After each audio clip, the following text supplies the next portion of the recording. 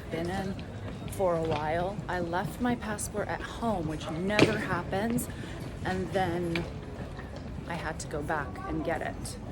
So I made it with 5 minutes to spare. On the flight, I was the last one, but I didn't freak out. Travel really teaches you mindset, to be prepared for these crazy situations, and I was good. I was like, okay, I'm gonna miss my flight, that's fine. I didn't, and there was space for my bag, which never happens when you're the last one to board. So all in all, it's good. Just a great reminder to not freak out when plans don't go your way. Just keep going with the flow. You need to stay calm. Everything always works out. So I'm so glad that I was able to get a flight here, and it's all good. Good morning from Berlin. I'm walking to look for some breakfast right now. It's raining just as I figured it was, and it's pretty cool so far. Dreary, exactly how I expected it. So let's see how the rest of the day is going to go. I'm going on a Holocaust concentration camp tour, so we'll see how that goes. Okay, first impressions of Berlin. As you can see, super dreary, super wet, but really multicultural. I've heard 3-4 languages already being spoken, and it's like 8:30 in the morning. A lot of people speak English. Great little cute cafes everywhere. Surprised that it's so empty, and it's almost 9, and I'm kind of walking the streets and it's Thursday. And what else? Yeah, overall, like, seems like a really cool city. I was talking to the guy with the Airbnb I stayed in. He had a lot of great info. Just really cool, great vibe. Can't wait to see how it is at night though. The cities always change when it's at night. It stopped raining, but I've got my boots on. It's supposed to rain on and off all day today, but it's not terribly cold, so that's good. But yeah, overall a great start to the Berlin trip. Okay, here's the square that I'm supposed to meet the tour guides on. It's like a huge shopping area. Pretty cool. Borgsdorf. Hundreds of concentration camps all over it. Mostly that would be the thing. You would have working camps around concentration camp, and you would use forced labor. Sachsenhausen was a completely normal town founded in the 12th century. It was actually running as normal during the Nazi occupation. The interesting thing was that the prisoners were actually marched through the town, so where families and workers could see them. Here we have the streets where the workers from the concentration camps lived and all of their families. This house and area in particular was extremely important. It's where they ended up testing various formats for the concentration camps and where leaders of the various concentration camps would live. And Sachsenhausen was one of the places where they tested out the different methods to use on the prisoners.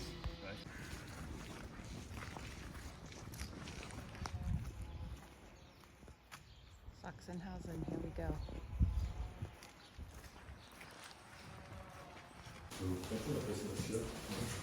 This is a model of the tower, right?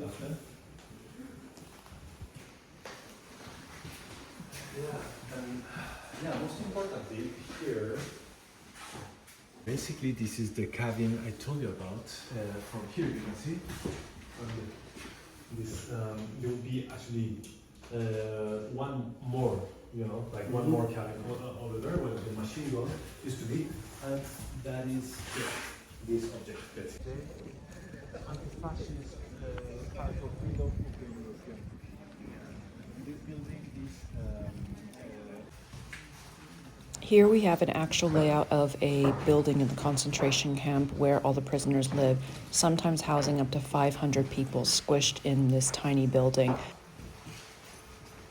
Living conditions were awful. I heard that there was often sewage up to ankles in these tiny bathrooms, and the water would be used multiple times to rinse for the same purposes. This brought on a lot of diseases like cholera, typhoid, and more. Here you can see where things were squished in with the tiny wash basins. Imagine having to use this with 500 people. Absolutely horrific.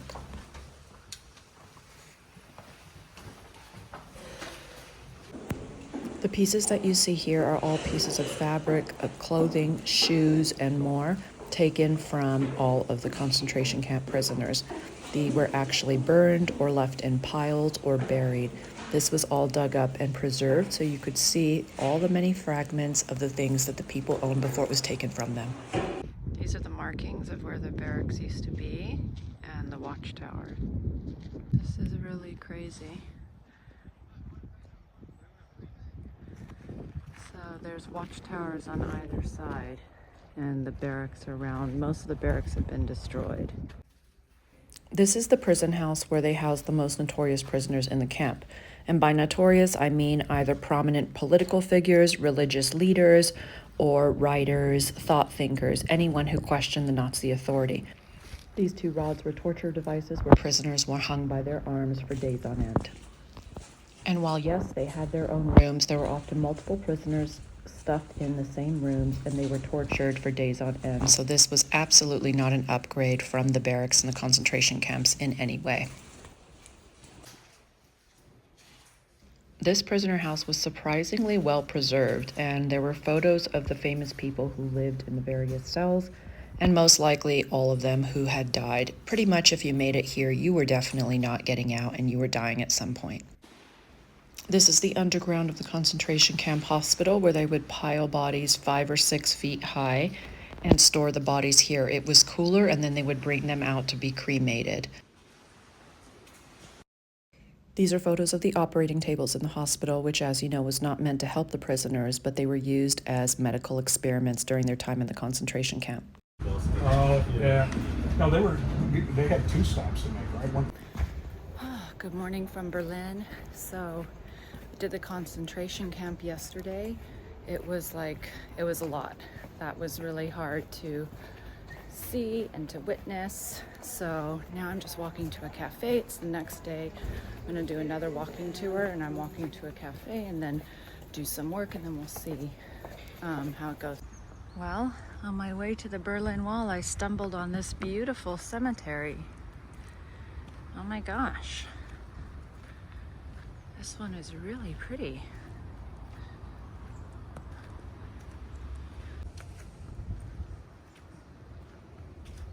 Wow, it's so pretty. I've really never seen a cemetery that had so much green. It's literally like they've just been buried around a forest that was already here. So here's parts of the original wall, and then all of this in the back here, which I'll go on the other side, that's all part of the original wall as well.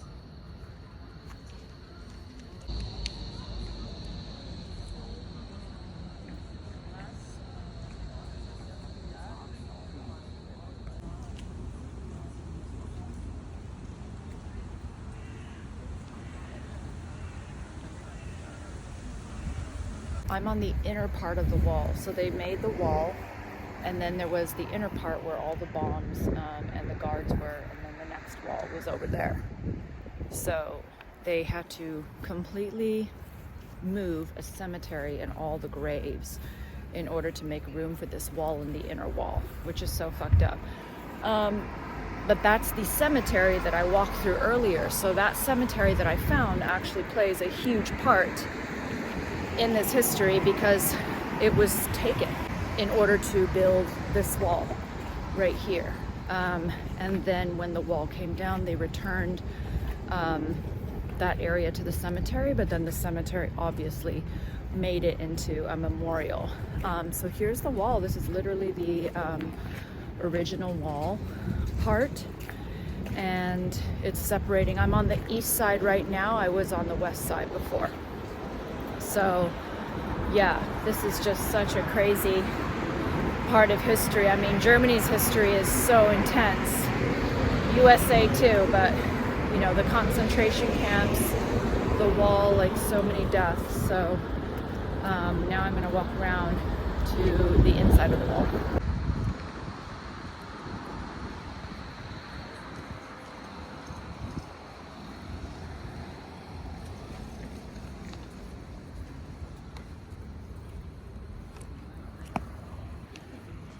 Border fence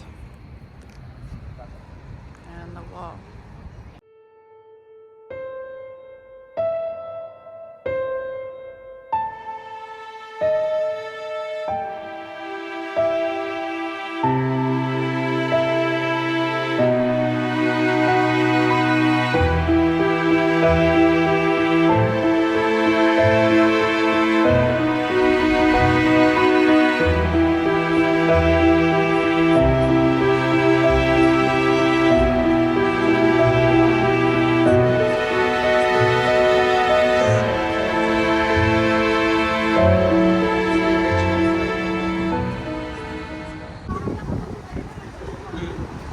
Okay, so this part is preserved. That's literally from the wall. So you can see the inner wall that would usually have a bunch of bombs. There's an actual watchtower, and then the other side.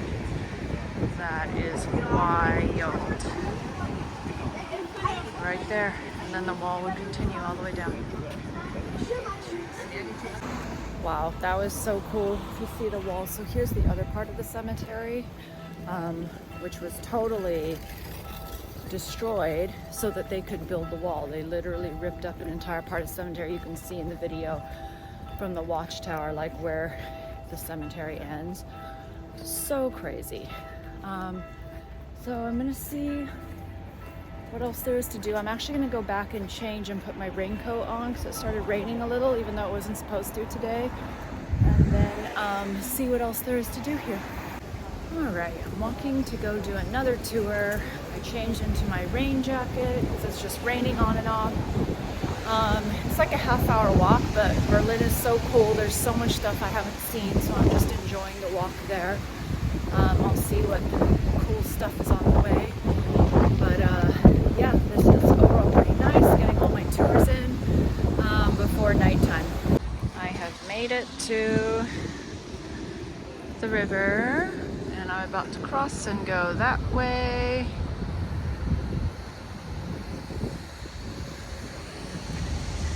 And I was way over there yesterday. And now I'm on the other side. Look how pretty it is over there with all of those tables. Still gotta go a little ways down.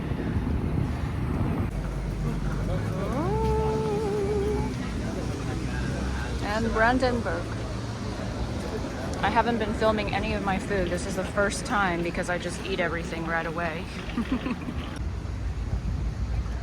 This is pretty cool.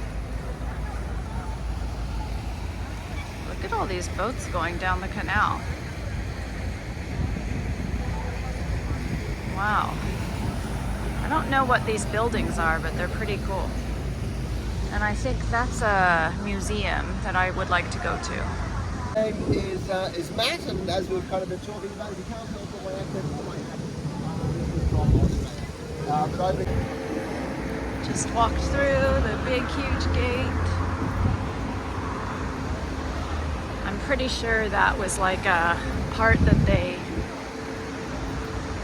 sectioned off, East and West Berlin.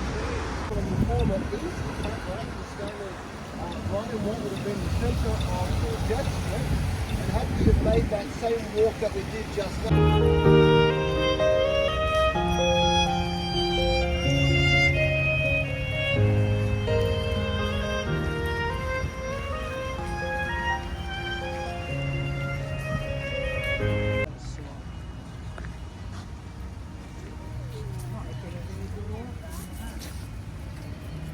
These are the names of all the concentration camps that the Jews and the Gypsies were taken to and killed.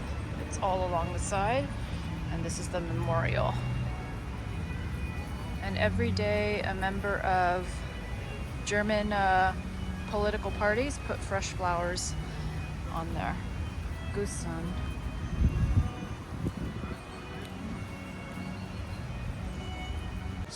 Not wet, maybe we'll I think it's longer, not as wet down here, I think.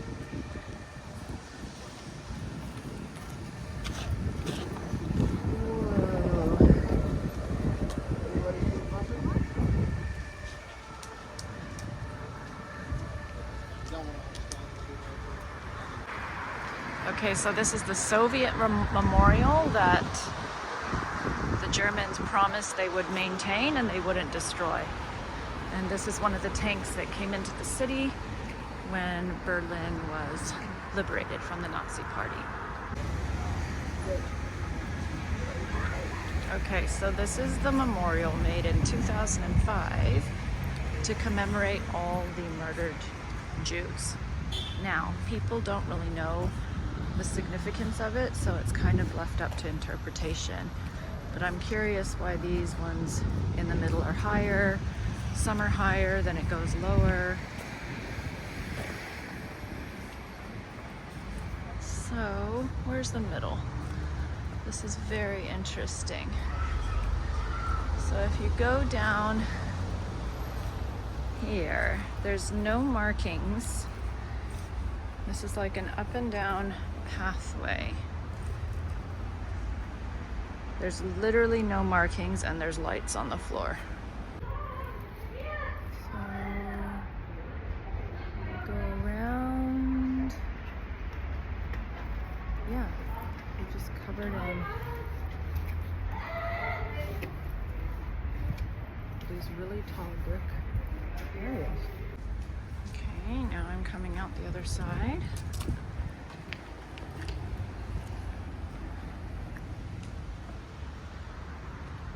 Very interesting. There's the building, Parliament over there. Wow, I am actually not sure what this represents. And nobody else is sure either. So that's very interesting. Look at these beautiful fall-colored trees all along this lovely street. So pretty. And that the memorial doesn't have a meaning, or that it's meaningless. But this isn't actually entirely true, because Eisenman himself has actually said that the memorial is a piece of contemporary art, and that it is going to highlight that very point, right? That oftentimes groups like the homosexuals, Roma and Sinti, and the likes, they're excluded from the conversation. The memorial is a grey block which is designed to look. So super weird. We were there at the memorial for the murdered Jews, talking about it, and like literally Bernie Sanders walks by. Thank you. Literally just like with his wife, and no bodyguards or anything. So I said hi because I'm nice, but I didn't stop for a picture or anything. But I did take a photo of him walking by, but it was just so random, so crazy. Area that's aptly referred to as the topography of China. Here on this location that the former SS had their headquarters. Now the SS were an organization that was founded in SS headquarters 1927 right here, and there's the Berlin Wall. This is the building that used to be here, but it doesn't exist anymore.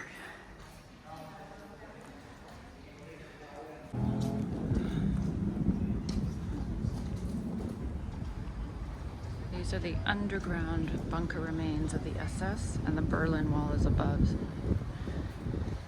So these are where all the prisoners were tortured.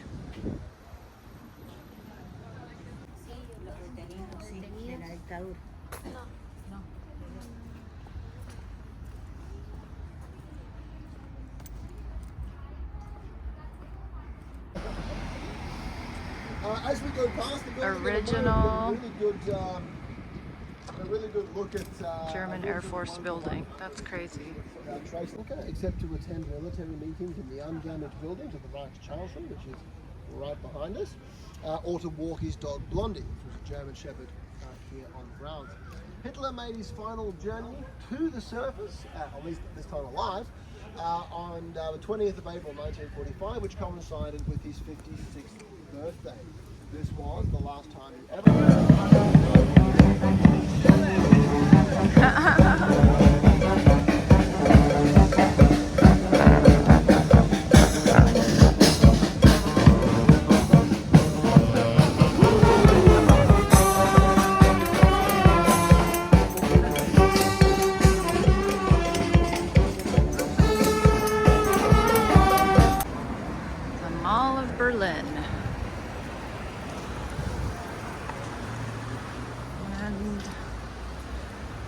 bunch of other streets. Oh my God, what is going on? What?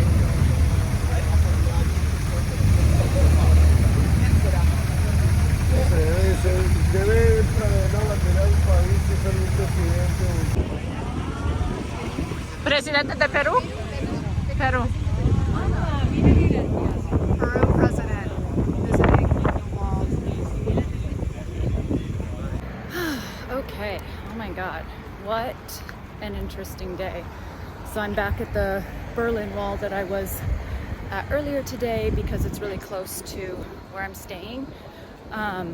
But wow, did the Berlin Wall, looked all around museums, a history of communism walking tour, and then while we were doing the tour, Bernie Sanders just happens to be in Berlin and walks right by us. So took a photo of him, I said hi, and then we continued on. And then, as you saw in the footage, the Peruvian president came to Berlin. I think it was the first time that he'd ever been to Berlin. They blocked off the road. He went out, he looked at part of the Berlin Wall. Not this, there's actually a lot of ruins of it everywhere. And he did an interview and everything. So like, what a crazy day to meet two politicians. I actually Googled if there was some kind of political event going on here that I didn't know about or something, because that's like two pretty prominent political figures to be here kind of on a random Friday. But anyway, yeah, what a cool day. I'm exhausted from walking, but I wish I could have time to see more. Berlin is full of history, insane history too. So now I'm gonna have fun tonight with my friend, and we'll see what happens tomorrow. If we even wake up and have enough time to do anything tomorrow. But what a cool day, so interesting.